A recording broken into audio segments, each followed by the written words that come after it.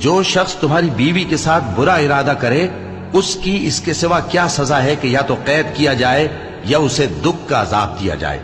یوسف نے کہا اسی نے مجھ کو اپنی طرف مائل کرنا چاہا تھا، اور اس کے خاندان میں سے ایک گواہ نے گواہی دی کہ اگر اس کا کرتا آگے سے پھٹا ہو تو یہ سچی اور یوسف جھوٹا ہے، اور اگر کرتا پیچھے سے پھٹا ہو تو یہ جھوٹی اور وہ سچا ہے۔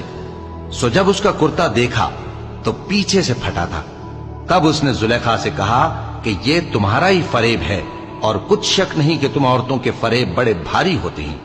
یوسف اس بات کا خیال نہ کر، اور زلیخا تو اپنے گناہ کی بخشش مانگ، بے شک خطا تیری ہی ہے۔